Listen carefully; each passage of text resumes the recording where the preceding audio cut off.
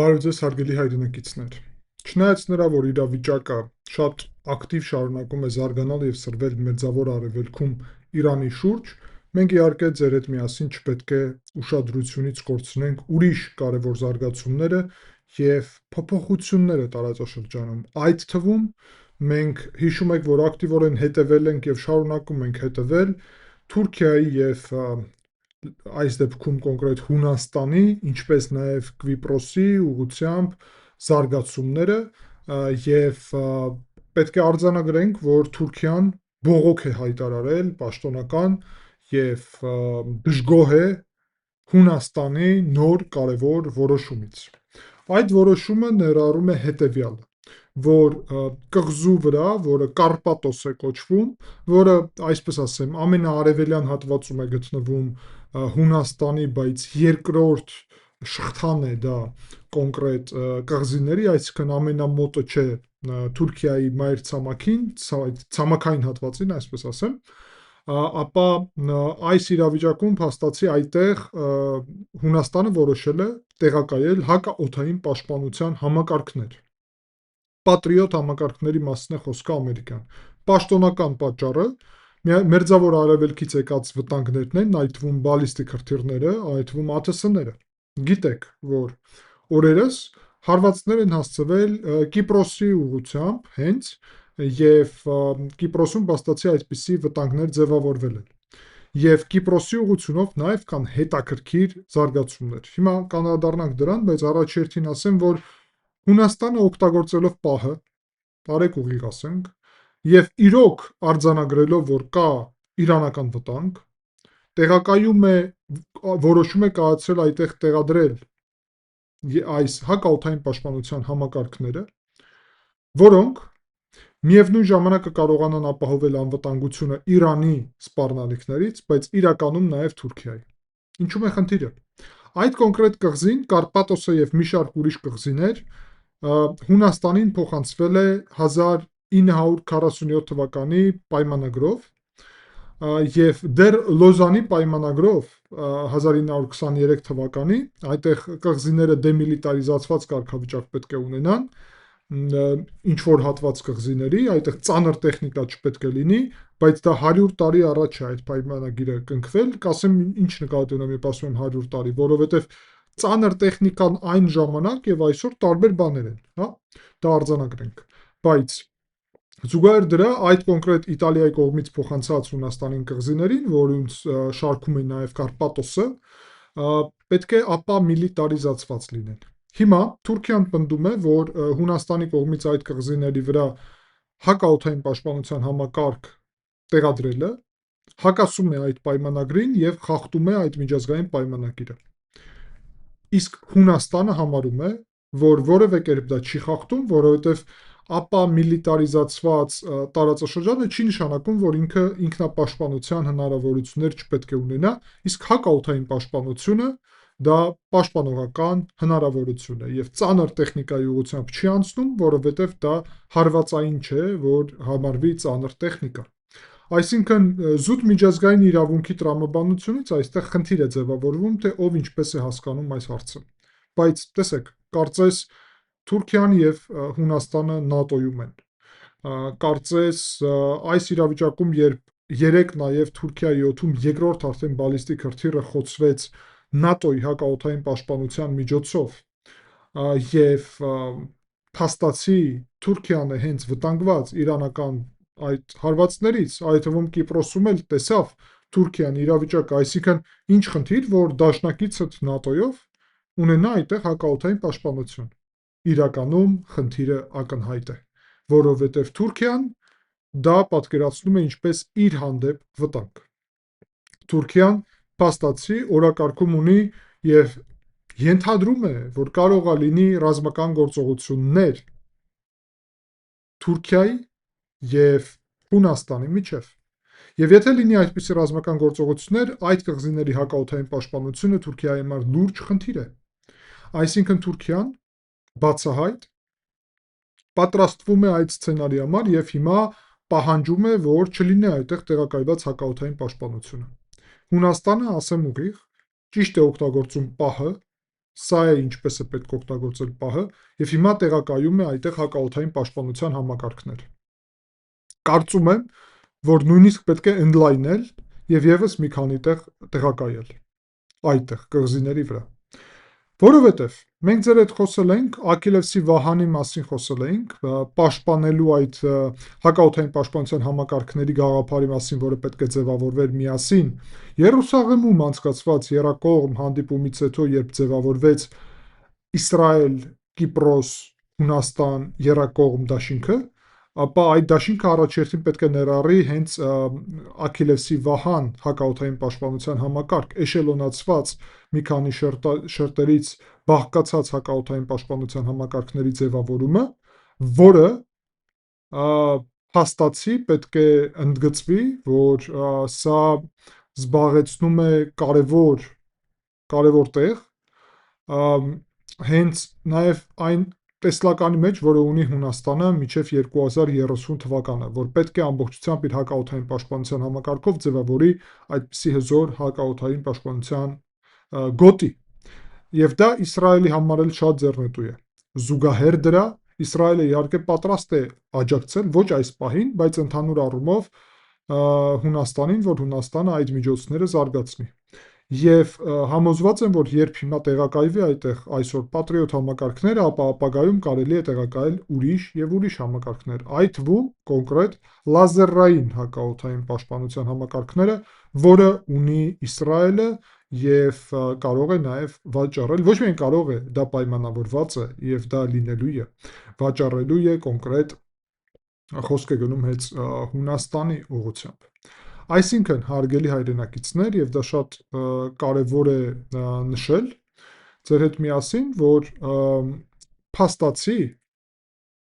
մենք տեսնում ենք իրավիճակ, երբ Հունաստանը պահը օգտագործում է։ Մյուս կողմից Կիպրոսի ուղղությունով կան զարգացումներ։ Տեսեք, այս հարվածները Իրանի բերեցին վտանգի, բայց չկա վտանգ առանց հնարավորություն։ Կիպրոսում հիմա հզորացվում են RAF ակրոցիրին, RAF-ը դա Միացյալ Թագավորության օդուժն է, որը այդտեղ ներկա է, բայց ընդգծեմ, որ ներկա է ոչ թե Կիպրոսի հանրապետության տարածքում, այլ Կիպրոս կղզու տարածքում, որովհետև այնտեղ, որտեղ որ ներկա է կոնկրետ ակրոցիրի հատվածում բրիտանական ռազմակայանը, ինքը ներկա է բրիտանական տարածքի վրա։ Այո, ինչպես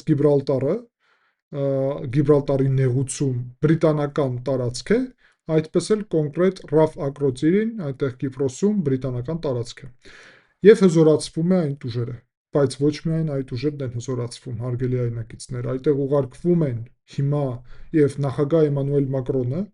որը իդեմս նշեմ, որ հիմա վարչապետ Փաշինյանը Փարիզում է եւ հանդիպել է արդեն Մակրոնի հետ եւ գագաթնաժողովին է մասնակցելու միջուկային անվտանգության,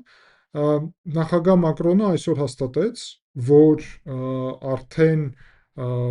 իրանց ավիակիրը, միակ, բայց բավական հզոր ավիակիրը Շարլ դե Գոլը արդեն հասել է Կիպրոսի մոտ։ Բացի դրանից, Շարլ դե Գոլի խմբավորումի մեջ գտնվում են իտալական, Միացյալ Թագավորության եւ իսպանական նաեւ նավեր։ Ընդհանուր առումով դա պետք է լինի Եվրոպական միության առաքելությունը ապահովել անվտանգությունը Կիպրոսի, որը Եվրոպական միության անդամ է։ Նաեւ կարևոր է, որ Հունաստանը այդտեղ ուղարկել է իր հերթին նաեւ օդուժի ներկայացուցիչներ եւ հնարավորություններ։ Սա եւս մեկ անգամ բացահայտ ցույց է տալիս, որ Հունաստանն էլ իհարկե, ինչպես մեկ ազգ, Կիպրոսը եւ Հունաստանը մեկ ազգ են, արհեստական է իրենց բաժանումը, իրականում Կիպրոսը Հունաստանի պետության մաս կարելի է ընկալել, ապա այդ կարգավիճակում ակնհայտ է, որ Հունաստանը նաև օգտագործում է պահը եւ փորձում է օգնել հզորացնել Կիպրոսը։ Հիշեցնեմ ձեզ, որ մենք ձեր հետ միասին քննարկել ենք դա եւ դեռ 2025 թվականի սեպտեմբերին այդտեղ տեղակայվել էր կոնկրետ հնարավորություններ թուրքական եւ 3 անգամ սեպտեմբերին Թուրքիան աճեցրել էր իր ռազմական ներկայությունը հյուսիսային Կիպրոսում օկուպացված հատվածում։ Բացի դրանից կային տեղեկատվություններ, որ Կիպրոսում տեղակայված է հակաօդային պաշտպանության համակարգներ թուրքական, որոնք կարող են վտանգներ ստեղծել Իսրայելի համար։ Իսրայելը իր հերթին արդեն ոչ միայն բանակցություններ է վարում, այլ նաև մենք գիտենք, որ ինչ որ առաջընթաց կա Կիպրոսում տեղակայելու առումով նաև հակաօդային պաշտպանության համակարգներ իսրայելական։ Այսինքն մեկ կղզի վրա կարող է իսրայելական եւ թուրքական հակաօդային պաշտպանության համակարգներ լինեն հյուսիս-հարավ։ Բացի դրանից, պետք է ասեմ, որ ես իհարկե կասեի, որ բոլոր պետությունները այստեղ պահը օգտագործում են եւ դա վերաբերվում է նաև նրան, որ Թուրքիայից պաշտպանվի այս տարածաշրջանը, որովհետև Թուրքիան, որ հիմա չդիմի որևէ գործողությանը, դա կարևոր է, այսինքն այդ մեծ ներկայությունը արևելյան միջերկրական ծովում։ Հիշեցնեմ ձեզ, որ այդտեղ գտնվող Ֆորդը, ավիակիր Ջերալդ Ֆորդը հիմա Կարմիր ծովով գնում է դեպի Արաբական ծով։ Արաբական ծովում գտնվում է կոնկրետ Աբրահամ Լինկոլնը ավիակիրը։ Աբրահամ Լինկոլնը դրանից հետո ենթադրում ենք, որ կլքի այդ վայրը եւ իրան կփոխարինի Ջերալդ Ֆորդը։ Իսկ զուգահեռ դրա Ջորջ Բուշը հաջորդ ավիակիրը գալիս է արդեն, որ փոխարինի արևելյան միջերկրական ծովում հենց Ջերալդ Ֆորդին։ Ընդհանուր առումով կարելի է ասել, որ սա նաև գործընթացներ է Կիպրոսի անվտանգության ապահովման ուղղությամբ։ Եվ հիշեցնեմ երրորդ ամենակարևոր նաև առճակատման պատճառը։ Տարածքային այդ ջրերը, այսինքն իրենց կոնտինենտալ շելֆ կոչվող հատվածը, որը ըստ միջազգային իրավունքի Հունաստանը իրավունք ունի 12 միլ ունենալ, բայց այսօր ունի 6 եւ պատրաստվում է, ուզում է լիարժեք հասցնել մինչև 12 միլ։ Եթե հասցնի մինչև 12 միլ, ապա Թուրքիան սա խորհրդարանը ընդունել է բանաձև, որը նշանակում է կազուս բելի, այսինքն պատերազմի պատճառ։ Թուրքիան կմտնի պատերազմ, եթե Հունաստանը 12 միլ աճեցնի իր ուրեմն այդտեղ տարածքային ջրերը։ Եվ դա լուրջ խնդիր է։ Այսինքն մենք այս դեպքում ունենք 3 հարգելի այնակիցներ ուղղություն առճակատման, դա միլիտարիզացումն է կամ հակաօդային պաշտպանության համակարգների այդտեղ տեղակայումը, ինչի դեմ է Թուրքիան, բայց Հունաստանը հիմա անում է դա, չնայած Բաքվից, կներեք, Անկարայից այդ դեմ հայտարարությունների, զուգահեռ դա իհարկե այդ 6-ից 12 միլ աճեցնելու գործընթացն է, որ այս պահին կանգնած է, բայց նաև կարող է տեղի ունենալ, հատկապես դա պետք է երևի տեղի ունենա այն ժամանակ, երբ Թուրքիան շատ զբաղված լինի, որ չկարողանա որևէ բան անել, եւ երրորդը դա Կիպրոսի հարցն է, որտեղ որ վտանգները շատ մեծ են, բայց նաև հիմա ստեղծում է Կիպրոսի անվտանգության ապահովման այսպիսի օրակարգ։ Պատճառը պարզ է։ Այդ թվում Կիպրոսը պաշտպանելով պաշտպանում են Իսրայելը Թուրքիայի հավանական եւ հնարավոր որևէ միջամտումից։ Ընդհանուր առումով ձեր համար հասկանալի է այստեղ զարգացումը եւ մենք ձեր հետ միասին շարունակաբար հետևում ենք այս զարգացումներին, որովհետեւ այս բոլոր կղզիների հարցը սա նաև իհարկե ոչ միայն Հունաստանի անվտանգության ապահովության հարցն է, սա Թուրքիայի կայսրական գաղափարների սահմանափակման օրակարգել է նաև տարածաշրջանում։ Թուրքիան, որը ունի կայսրական օրակարգներ արևելյան միջերկրական ծովում, չի կարող համակերպվել նրա հետ, որ Հունաստանը կարող է այսպիսի հզոր տեխնոլոգիական հնարավորություններ ունենա այսքան մոտ Թուրքիայի սահմանից, եւ այդ հակաօդային պաշտպանության համակարգները փաստացի կարող են վտանգ ձևավորել հենց Թուրքիայի համար։ Ինչը տրամաբանական չէ, որովհետեւ ինչ վտանգ դաշնակցին, բայց այդ վտանգը իրոք կարող է լինել, եթե դու չես ընկալում իրան դաշնակից։ Այսինքն Թուրքիան միջևերջ իհարկե Հունաստանին չի ընկալում դաշնակից, եւ մենք ձեր հետ միասին տեսնում ենք այստեղ այս